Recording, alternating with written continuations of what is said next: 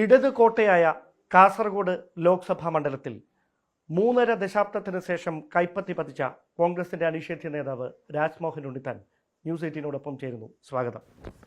1984 ശേഷം കോൺഗ്രസിന് എന്നും ബാലികേറാമലയായിരുന്ന കാസർഗോഡ് ലോക്സഭാ മണ്ഡലം 2019 മുതൽ തുടർച്ചയായി കൈപ്പിടിയിൽ ഒതുക്കിയതിന്റെ രാഷ്ട്രീയ തന്ത്രം എന്തായിരുന്നു? 1952 ഇന്ത്യയുടെ ഒന്നാമത്തെ പ്രതിപക്ഷ നേതാവായിരുന്ന ശ്രീ A.K. ഗോപാലൻ ഒന്നാമത്തെ പ്രധാനമന്ത്രിയായ ജവഹർലാൽ നെഹ്റുവിനെ വെല്ലുവിളിച്ചു, താങ്കൾക്ക് ധൈര്യമുണ്ടോ എൻ്റെ മണ്ഡലമായ കാസർഗോഡ് വന്ന് മത്സരിക്കാൻ? ആ വെല്ലുവിളി സ്വീകരിക്കേണ്ട യാതൊരു കാര്യവും നെഹ്റുവിനില്ല. എന്നാൽ പോലും നെഹ്റുവിനെ പോലും വെല്ലുവിളിക്കാൻ A.K. ഗോപാലൻ ആത്മധൈര്യം കൊടുത്തൊരു മണ്ഡലമാണ് കാസർഗോഡ്. പഴയ കാസർഗോഡല്ല, ഇപ്പോഴത്തെ കാസർഗോഡ്. എന്നാലും കമ്മ്യൂണിസ്റ്റ് പാർട്ടിക്ക് ആഴത്തിൽ വേരുള്ള, പാർട്ടി ഗ്രാമങ്ങളുള്ള, അതുപോലെ രക്തസാക്ഷികളുടെ ഒരു പരമ്പര തന്നെയുള്ള ഒരു മണ്ണാണ് കാസർഗോഡ് മണ്ണ്. ആ കാസർഗോഡ് മണ്ണിലേക്ക് അപ്രതീക്ഷിതമായി, അവിചാരിതമായിട്ടാണ് ഞാൻ UDF സ്ഥാനാർത്ഥിയായി അവിടെ കടന്നു ചെല്ലുന്നത്. ഞാൻ അവിടെ കടന്നു ചെന്ന് കഴിഞ്ഞ് ഞാൻ അവിടുത്തെ ജനങ്ങളെ മനസ്സിലാക്കിയെടുത്തപ്പോൾ എനിക്കൊരു കാര്യം മനസ്സിലായി.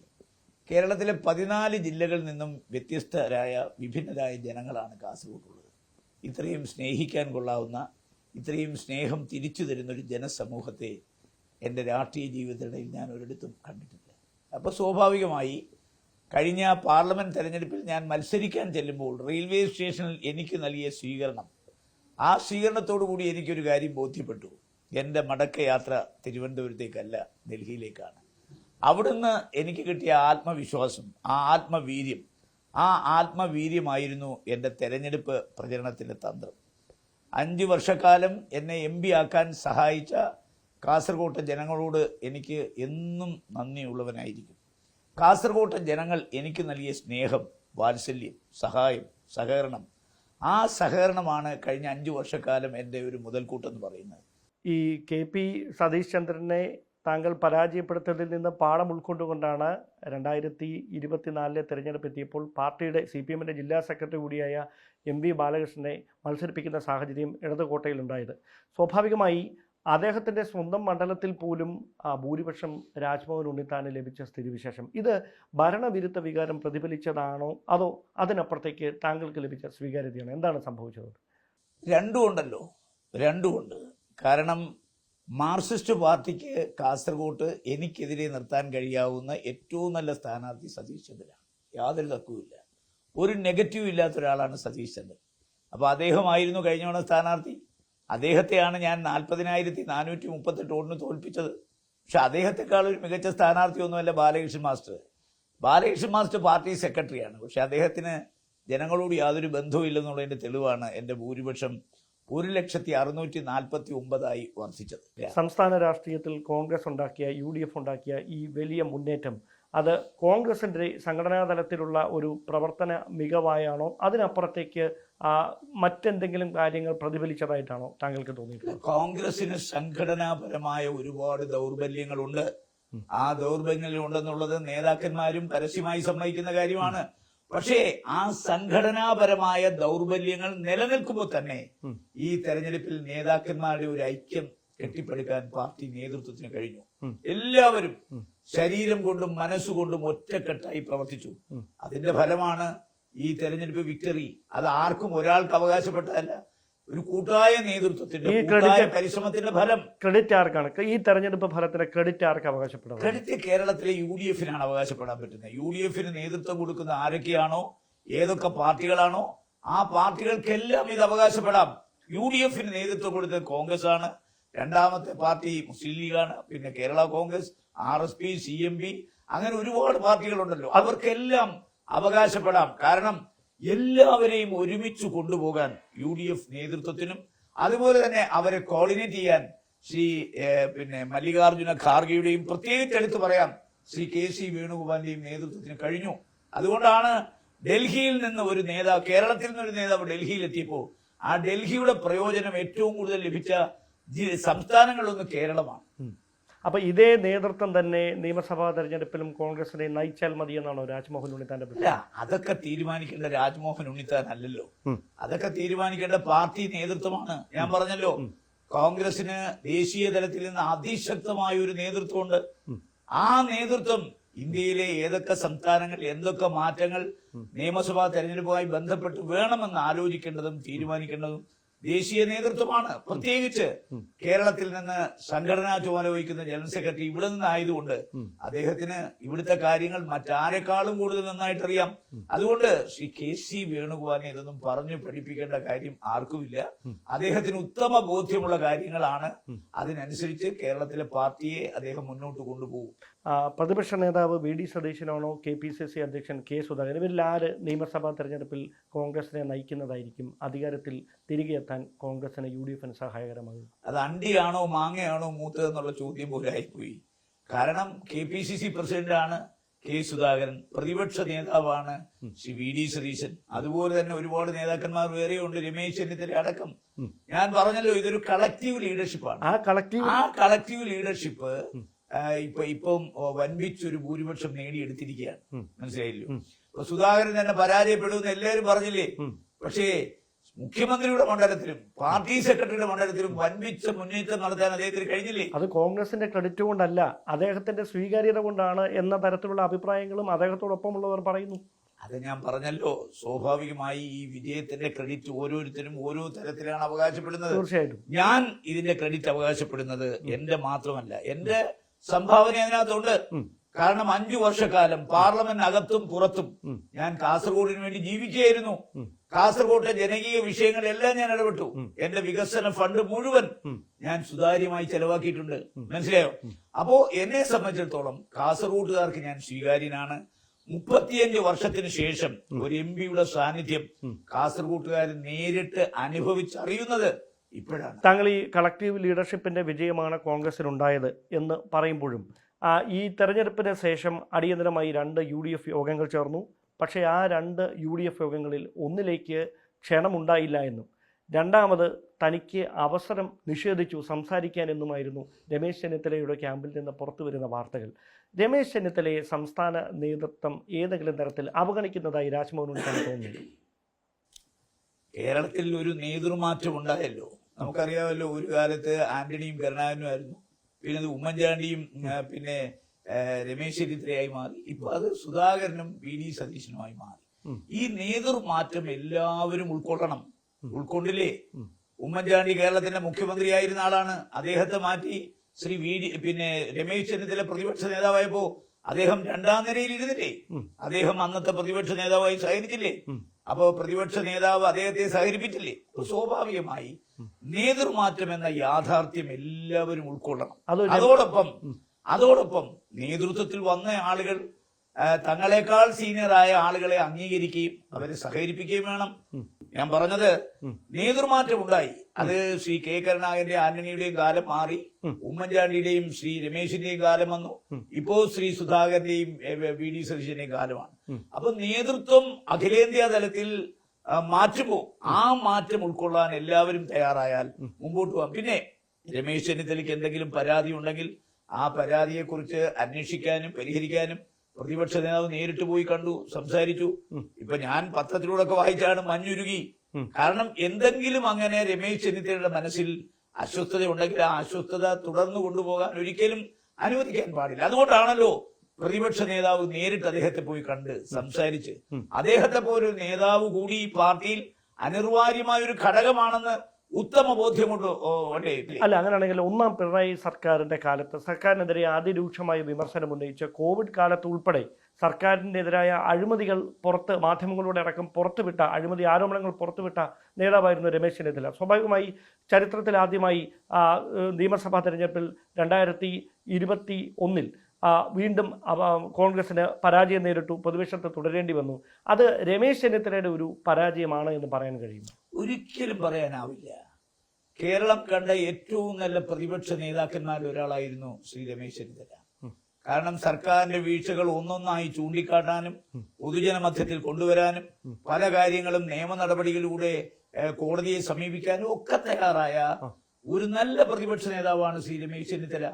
രമേശ് ചെന്നിത്തല എന്തെങ്കിലും മോശപ്പെട്ട പ്രതിപക്ഷ നേതാവെന്ന് ആരെങ്കിലും പറഞ്ഞാൽ ആദ്യം അതിനെ എതിർക്കുന്ന ആള് ഞാനായിരിക്കും. ലീഡറുടെ ഏറ്റവും വിശ്വസ്തനായി അറിയപ്പെട്ടിരുന്ന ആളാണ് രാജ്മോഹൻ ഉണ്ണിത്താൻ. അതേ ലീഡറുടെ മകന് തൃശ്ശൂരിൽ ഉണ്ടായ പരാജയത്തെ താങ്കൾ എങ്ങനെയാണ് നോക്കിക്കാണുന്നത്? ഞാൻ പറഞ്ഞല്ലോ, തൃശ്ശൂർ ശ്രീ മുരളീധരൻ വടകരയിലെ MP ആയിരുന്നു. വടകരയിൽ അദ്ദേഹം നന്നായി ശോഭിച്ച MP ആയിരുന്നു. പക്ഷെ വടകരയിൽ നിന്ന് അദ്ദേഹം മാറേണ്ട സാഹചര്യം എന്തുകൊണ്ടാണ് വന്നു ചേർന്നതെന്ന് എല്ലാവർക്കും അറിയാം.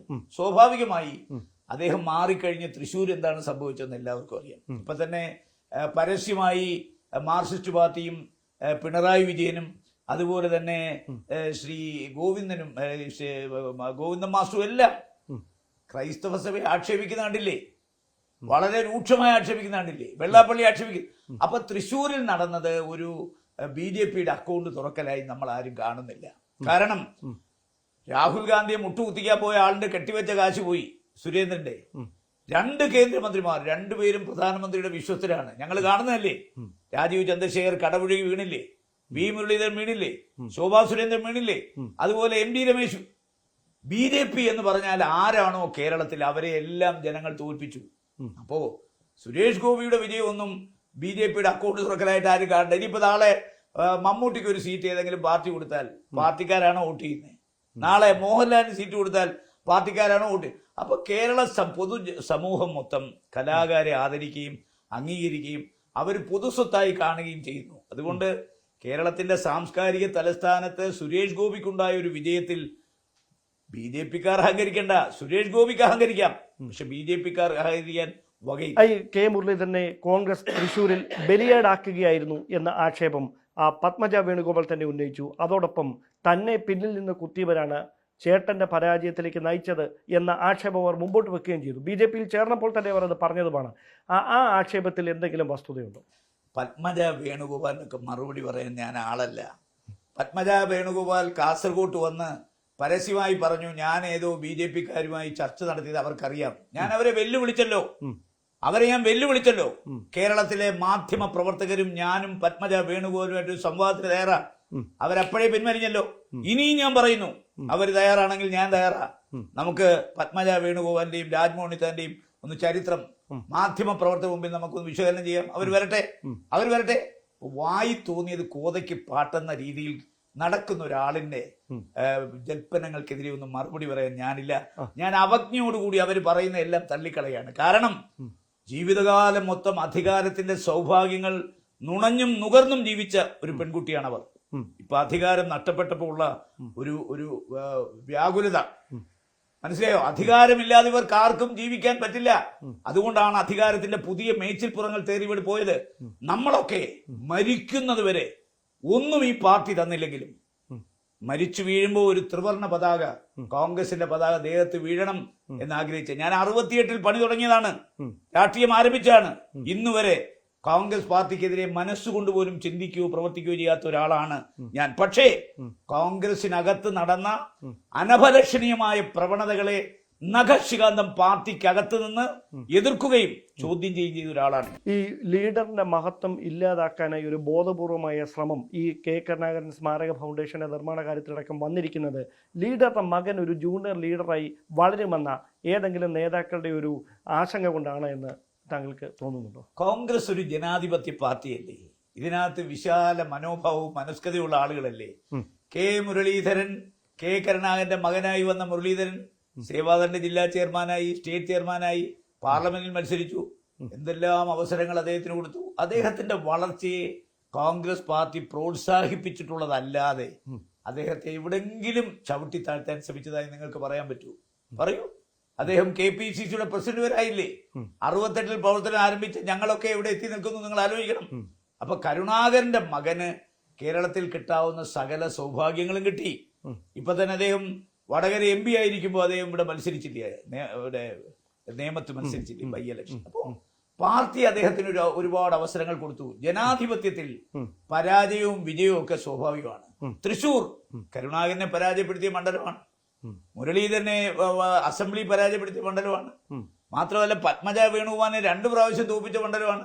അപ്പോ ഈ യാഥാർത്ഥ്യം നമ്മൾ ഉൾക്കൊള്ളണം. ശ്രീ കരുണാകരന്റെ തട്ടകമല്ലേ തൃശൂർ?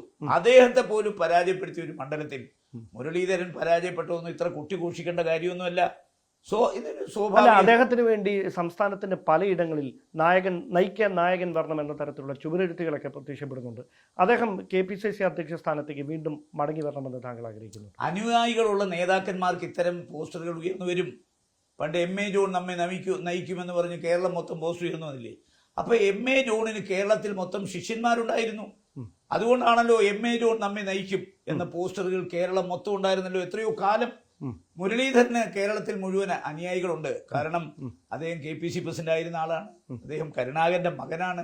കരുണാകരനെ സ്നേഹിക്കുകയും ബഹുമാനിക്കുകയും ആരാധിക്കുകയും ചെയ്യുന്ന ആളുകൾ മുരളീധരനോട് താല്പര്യമുള്ളവർ കാണും. മാത്രമല്ല അദ്ദേഹത്തിന്റെ പൊളിറ്റിക്കൽ കരിയറിൽ അദ്ദേഹം വഹിക്കാത്ത സ്ഥാനം ഏതാണ്? സംസ്ഥാന മന്ത്രിയായി. ഇനി കേന്ദ്രമന്ത്രി ഇത്തവണ അധികാരം കിട്ടിയിരുന്നെങ്കിൽ അതും ആകുമായിരുന്നു. ഞാൻ പറഞ്ഞത് മുരളീധരന്റെ വളർച്ചയെ ആരും തടഞ്ഞിട്ടില്ല. അദ്ദേഹത്തെ ആരും തടഞ്ഞിട്ടില്ല. അദ്ദേഹത്തെ തകർക്കാൻ ആരും ശ്രമിച്ചിട്ടില്ല. ഒരു തെരഞ്ഞെടുപ്പിൽ അദ്ദേഹം ആദ്യമായിട്ടല്ലോ തെരഞ്ഞെടുപ്പിൽ പരാജയപ്പെടുന്നത്. ഇതിനു മുമ്പും പാർലമെന്റിൽ മത്സരിച്ച് അദ്ദേഹം പരാജയപ്പെട്ടിട്ടുണ്ടല്ലോ, വയനാട്ടിൽ ഇല്ലേ? അപ്പോ പരാജയം സംഭവിക്കുമ്പോൾ മുല്ലപ്പള്ളി രാമചന്ദ്രൻ എപ്പോഴും പറയും success has many fathers, failure is an orphan. വിജയമുണ്ടായാൽ അതിനൊരുപാട് ശില്പികൾ വരും, പരാജയപ്പെട്ട ഒരാൾ കാണത്തില്ല. അതാണല്ലോ ഒരു ഗാനമുണ്ടല്ലോ, ചിരിക്കുമ്പോൾ കൂടെ ചിരിക്കാൻ 1000 പേര് വരും, കരയുമ്പോൾ കൂടെ കരയാൻ നിൻ നിഴൽ മാത്രം വരും. അതെല്ലാവർക്കും ബാധകമാണ്, എനിക്കടക്കം. ഓക്കെ, ഈ സുനിൽ കനുകുലുവിന്റെ ഈ തെരഞ്ഞെടുപ്പിന് മുന്നോടിയായുള്ള സർവേ റിപ്പോർട്ടിൽ കാസർഗോഡ് ജില്ലാ കോൺഗ്രസ് നേതൃത്വവും അവിടുത്തെ MP ആയ രാജ്മോഹൻ ഉണ്ണിത്താനും തമ്മിലുള്ള തർക്കങ്ങൾ തെരഞ്ഞെടുപ്പിൽ പ്രതിഫലിച്ചേക്കുമെന്ന ചില സൂചനകൾ ഉണ്ടായിരുന്ന വിവരങ്ങൾ ഞങ്ങൾക്ക് ലഭിച്ചിരുന്നു. അങ്ങനെ എന്തെങ്കിലും തരത്തിലുള്ള അഭിപ്രായ വ്യത്യാസങ്ങൾ ഈ മറനീക്കി പുറത്തു വരേണ്ട സാഹചര്യം എന്താണ്? താങ്കളുടെ ചാനൽ അടക്കം ഒരുപാട് ചാനലുകൾ ഞാൻ തോറ്റു എന്ന് എഴുതിയില്ലേ? എത്രയോ സർവേ നിങ്ങൾ കൊടുത്തു. രാജ്മോഹൻ ജനവികാരം അറിയാവുന്ന ആരും, കാസർഗോട്ടെ ജനവികാരം അറിയാവുന്ന ആരും ഞാൻ തോറ്റുപോകും എന്ന ഒരു സർവേയിലും കണ്ടെത്തിയിട്ടില്ല. പിന്നെ കൈരളി ചാനലിനേക്കാൾ വലിയ ആവേശത്തോടു കൂടിയാണ് നികേഷിന്റെ ചാനൽ. ഇപ്പൊ നികേഷ് ആരാന്ന് മനസ്സിലായല്ലോ, അദ്ദേഹം ചാനൽ ഉപേക്ഷിച്ച് എവിടേക്കാ പോയെന്ന് മനസ്സിലായല്ലോ. അപ്പൊ കൈരളി ചാനലിനേക്കാൾ ആവേശത്തോടു കൂടി ഞാൻ തോൽക്കുമെന്ന് നിരവധി സർവേകളിലൂടെ പറഞ്ഞ ഒരു ചാനലാണ് റിപ്പോർട്ടർ ചാനൽ. ഇതെല്ലാം എനിക്ക് മനസ്സിലാക്കാൻ പറ്റും. കാര്യം എല്ലാ ചാനലുകൾക്കും they are having their own vested interest. മനസ്സിലായി? നിക്ഷിപ്ത താല്പര്യങ്ങൾ എല്ലാവർക്കും ഉണ്ട്. ഈ ചാനലിന്റെ ഉടമസ്ഥർക്കില്ലേ, അതിൽ പ്രവർത്തിക്കുന്ന മാധ്യമ പ്രവർത്തകർക്കില്ലേ? ഞാൻ പറഞ്ഞത് പല ചാനലുകളും പറഞ്ഞു കാസർഗോട്ടെ ജനങ്ങൾ മുഴുവൻ ഉണ്ണിത്താനോടാണ്, പാർട്ടി എന്നോടൊപ്പമില്ല. പാർട്ടി എന്നോടൊപ്പം ആണെന്ന് ഞാൻ തെളിയിച്ചു കൊടുത്തില്ലേ? 1,649,000 വോട്ടിന് ജയിച്ച ഒരാള് ആ മണ്ഡലത്തിൽ തോറ്റുപോകുമെന്ന് നിങ്ങൾ കണ്ടെത്തിയ സർവേയുടെ ഒരാധാരം, അടിസ്ഥാനം എന്താണ്? എന്നോട് പറയൂ. എന്നിട്ട് ഞാൻ അടുത്ത ചോദ്യത്തിന് മറുപടി പറയൂ. സ്വാഭാവികമായി റാൻഡം സർവേ നടത്തിയാണ് ഇത്തരത്തിൽ തെരഞ്ഞെടുപ്പിൽ ആര് ജയിക്കും അല്ലെങ്കിൽ മുഴുവൻ വോട്ടർമാരെ ഒരുമിച്ച് കാണാനുള്ള ഒരു പ്രായോഗിക സംവിധാനങ്ങളൊന്നുമില്ല. സ്വാഭാവികമായി അവർ ആ റാൻഡം സർവേയിൽ തെരഞ്ഞെടുത്ത ആളുകൾ താങ്കൾക്ക് എതിരായ അഭിപ്രായം പറഞ്ഞവരായിരിക്കാം. അത് വിലയിരുത്തിക്കൊണ്ടായിരിക്കാം സർവേ നടത്തിയ ഏജൻസി അങ്ങനെ ഒരു കണ്ടെത്തലിലേക്ക് എത്തിയത്. അതൊരിക്കലും അതുകൊണ്ടാണ് അതൊരു സാധ്യത മാത്രമാണ്. അതുകൊണ്ടാണ് ഞാൻ പറഞ്ഞത് അതൊരു നിക്ഷിപ്ത താല്പര്യം. രാജ്മോഹൻ ഉണ്ണിത്താൻ തോൽക്കണമെന്ന് പൊതുജന മധ്യത്തിൽ അറിയിക്കേണ്ട ഒരു താല്പര്യമുണ്ട്. കാര്യം ഏതെങ്കിലും ഒരു വോട്ടർ ജയിക്കുന്ന സ്ഥാനാർത്ഥിക്ക് വോട്ട് ചെയ്യുന്നെങ്കിൽ ആ വോട്ട് നഷ്ടപ്പെടുത്താൻ ബോധപൂർവമാണ് ഞാൻ തോറ്റു എന്ന് പറഞ്ഞ്.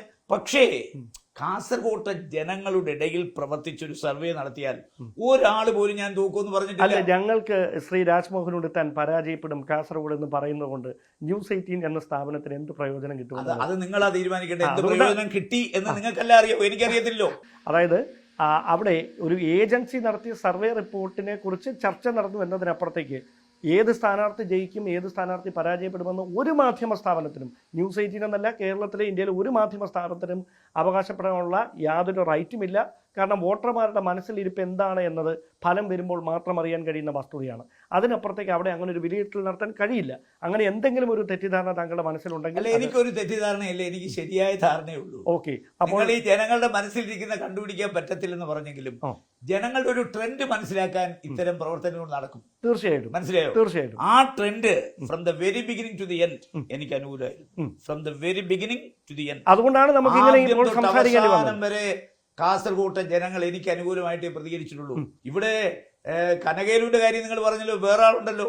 എന്തായാലും പറഞ്ഞേ, നമ്മുടെ പിന്നെ ഈ കോൺഗ്രസിൽ നിന്ന് തെറ്റിപ്പിരിഞ്ഞു പോയി BJPക്ക് വേണ്ടി വക്കാലത്തെടുത്ത പേരെന്താ, കനകേലുവിന്റെ സീനിയർ പ്രശാന്ത് കിഷോർ തീർച്ചയായിട്ടും. അയാളല്ലേ പറഞ്ഞത് 400+, 450+. ആ അപ്പൊ അയാൾക്ക് ഒരു ഉദ്ദേശം ഉണ്ടല്ലോ, എടാ 400+, ചിലപ്പോ 450+ എന്ന് പറഞ്ഞ ആളിന് 240 കിട്ടിയുള്ളൂ. അപ്പൊ ഇതൊക്കെ ജനങ്ങളെ അബദ്ധജടിലമായ പ്രസ്താവനകളിലൂടെ തെറ്റിദ്ധാരണാജനകമായ വാർത്തകൾ പരത്തി ജനങ്ങളുടെ ഒരു 10 വോട്ട് ഞങ്ങൾക്കെതിരാക്കാനുള്ള ബോധപൂർവമായ നീക്കത്തിന്റെ ഭാഗമാണ് 400+, 450+. ഉണ്ണിത്താൻ തോറ്റു. താങ്കൾക്കെതിരായി കാസർഗോഡ് നിന്ന് കോൺഗ്രസിന്റെ ഏതെങ്കിലും നേതാക്കൾ മറ്റെന്തെങ്കിലും ലക്ഷ്യത്തോടെ പ്രവർത്തിക്കുന്നതാണെന്ന് താങ്കൾ കരുതുന്നു, അതോ വ്യക്തിപരമായ താല്പര്യങ്ങളാണോ? കഴിഞ്ഞ തവണ ഞാൻ മത്സരിക്കുമ്പോഴും ഞാൻ തോക്കുമെന്ന് പരസ്യമായി പറഞ്ഞ കോൺഗ്രസ് നേതാക്കന്മാരുണ്ട് കാസർഗോഡ്. തീർച്ചയായിട്ടും. ഞാൻ 40,000 വോട്ടിന് തോറ്റു, 25,000 വോട്ടിന് തോറ്റു. പറയട്ടെ, അതൊക്കെ കാസർഗോഡ് എല്ലാ കാലത്തും ഉണ്ട്. എവിടെയാ ഇല്ലാത്ത? കേരളത്തിലെ 20 പാർലമെന്റ് മണ്ഡലത്തിലെ സ്ഥാനാർത്ഥികളെ നിങ്ങൾ ഇന്റർവ്യൂ ചെയ്തോ? എല്ലാ സ്ഥലത്തും എംപിമാരെ തോൽപ്പിക്കാൻ ശ്രമം നടന്നായിട്ടുണ്ട്. അതൊക്കെ എല്ലാ കാലത്തും ഉണ്ട്. ഇപ്പൊ മാത്രമല്ല, കഴിഞ്ഞ പ്രാവശ്യം ഉണ്ടായിരുന്നല്ലോ. കഴിഞ്ഞ പ്രാവശ്യം ഞാൻ 40,000 വോട്ടിന് ജയിക്കുമെന്ന് ഞാൻ പറഞ്ഞു. അപ്പൊ എനിക്ക് തലയ്ക്ക് വട്ടാന്ന് പറഞ്ഞു. ഇത്തവണ ഞാൻ 1,00,000 ജയിക്കുമെന്ന് പറഞ്ഞു. അപ്പോഴും പറഞ്ഞു അയാൾ 25,000 നോക്കാൻ പോവാ. ഇനിയൊക്കെ പോട്ടെ, എന്റെ വോട്ടെണ്ണുന്നതിന്റെ തലേന്ന് രാത്രിയിൽ വിജയം ആഘോഷിക്കാൻ ഒരു ജീപ്പ് ഞാൻ ഡെക്കറേറ്റ് ചെയ്യുമ്പോൾ പയ്യന്നൂക്കാർ പറഞ്ഞു നാണക്കേടാണ്, നാളെ ഇത് ഒളിച്ചു വെക്കേണ്ടി വരും. അപ്പൊ ഇവർക്കൊന്നും ഈ തെരഞ്ഞെടുപ്പിനെ കുറിച്ചൊരു ചുക്കും അറിയില്ല. മനസ്സിലായില്ലയോ? ഞാൻ 1,00,000 വോട്ടിന് ജയിച്ച ഞാൻ ഇവിടെ നിൽക്കുന്നു, 1,00,000 വോട്ടിന് പരാജയപ്പെട്ട ബാലകൃഷ്ണ മാസ്റ്റർ. അപ്പൊ ഇത്രയും ഡിഫറൻസ് ഉണ്ടെന്ന് പോലും അവർക്ക് മനസ്സിലാക്കാൻ അവർക്ക് ജനങ്ങളുടെ പൾസ് അവർക്ക് മനസ്സിലായില്ല. എന്തുകൊണ്ടാ? അധികാരത്തിന്റെ തിമിരം ബാധിച്ചു.